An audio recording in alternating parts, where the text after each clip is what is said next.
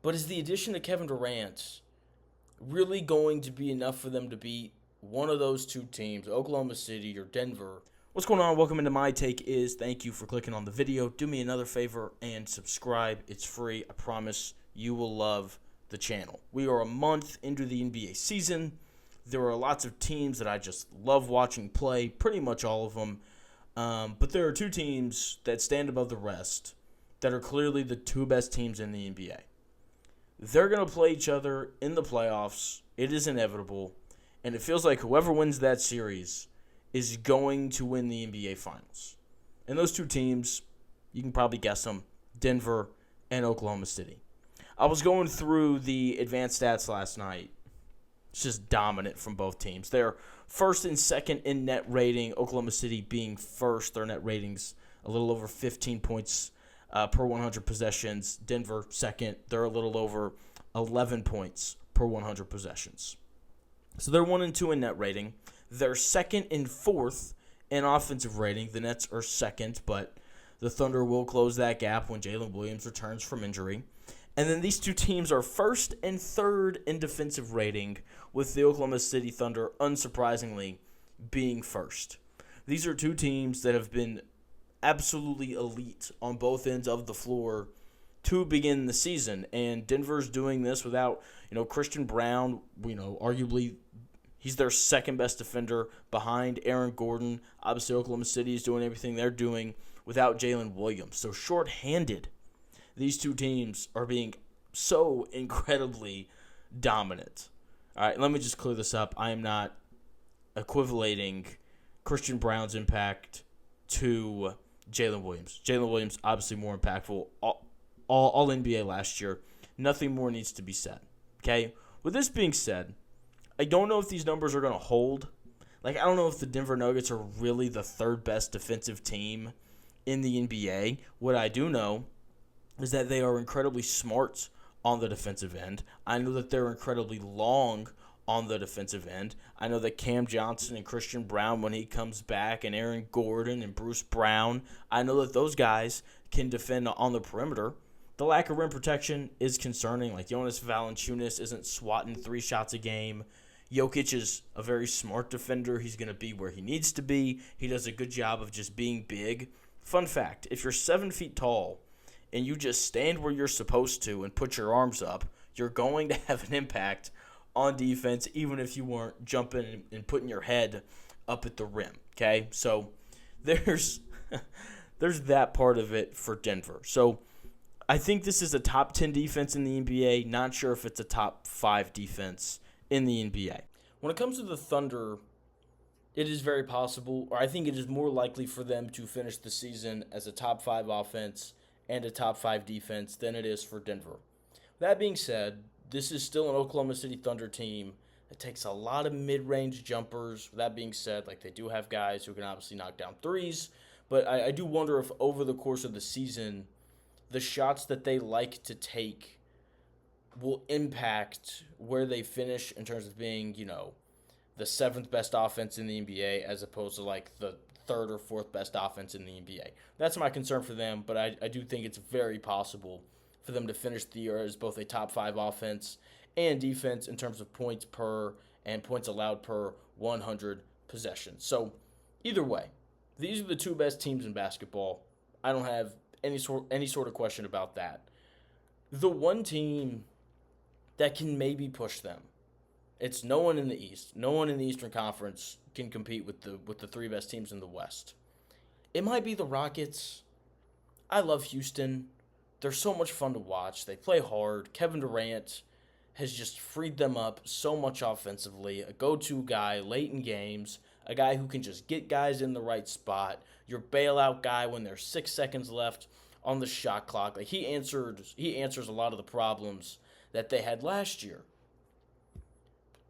But is the addition of Kevin Durant really going to be enough for them to beat one of those two teams, Oklahoma City or Denver, in a 7-game series?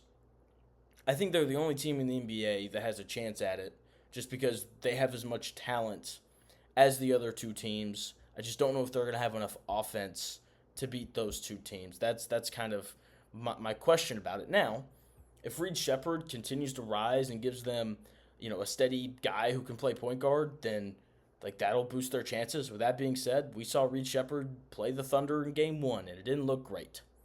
Okay, so if he continues to rise, that'll make me feel better just because that's another floor spacer that they're going to need to win these series. So that needs to continue to happen. Kevin Durant has to stay healthy and all those things.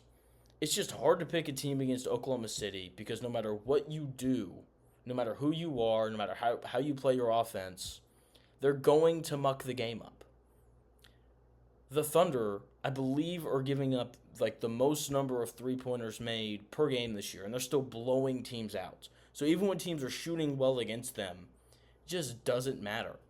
It doesn't matter. They're going to make the game ugly, and they're going to turn you over. And you also know that Shai Gilgeous-Alexander is going to get to his spot late in games, and he's going to make those shots. It is like those three things, or those two things are going to happen. Or I guess three things. The Thunder are going to muck it up. They are going to play incredible defense and turn you over, and Shai Gilgeous-Alexander is simply unstoppable. Good luck beating that team that has what is going to go down as one of the best defenses in the history of the NBA. I mean, it is legitimately that good. And last year it was, this year it is again, and it's not going anywhere as long as the Thunder continue to stay this young and this aggressive on that side of the ball. Now with Denver, it's tough to pick teams against them because Denver has the best player in the world in Nikola Jokic. And last year, they pushed the Oklahoma City Thunder to 7 games because Nikola Jokic seems to be the only guy in the NBA who can just play his game against that Thunder defense. The Thunder defense takes everyone out of rhythm in the NBA except for Nikola Jokic. And that's not even true because I'm sure if you go back and you look at the turnover numbers, Jokic turned the ball over more against the Thunder than he did anybody else. But he's the one guy who seems to maybe be able to find the answers against that Thunder team. And I'm laughing about the idea of, or the hope more so, of seeing these two teams play a best-of-7 again. Because Denver is better than they were last year. Okay, they have a real bench now. Last year, when Jokic was off the court, the Nuggets were the worst team in the NBA. When he was on the court, they were the best team in the NBA. And this year, the bench is much better. I think Cam Johnson is a better fit than Michael Porter Jr. Gives him a little more defensively and can still spot up and shoot and do those things. He finally had a good shooting game against the Bulls the other night. Hopefully that kind of gets him going because he got off to a bit of a rough start. All right, so the bench is better for Denver. I think that gives them a real chance just to hold serve while Jokic is on the bench. And if they can do that, then they're going to have a great chance. Feels like these are the two best teams. I've got my eye on Houston. I hope they emerge as like a real contender to compete with those two teams because I like parity and I want multiple great series. And Houston being a dominant team would help that happen. Out in the East, I love Detroit. They are so much fun to watch. But like you watch them play, and then you flip over, and you watch the Nuggets and the Thunder play, and it just looks different. I know everyone kind of expects for Cleveland to have another run at it this year. I don't think that they're going to be good enough on the defensive end, even with Evan Mobley and Jared Allen. The Knicks, a lot of talent. They're 8-5. I just want to see it a little more consistently. I also think that both the Thunder and Nuggets would just kind of pick on Jalen Brunson, and I don't think that would go very well, and so on. So I'm not really a believer in the teams out in the Eastern Conference. But the West, Houston, maybe they push the Nuggets and the Thunder, but it just kind of feels like whoever wins that inevitable Thunder versus Nuggets series whenever the playoffs roll around, feels like that's going to be the team that hoists the Larry O'Brien trophy.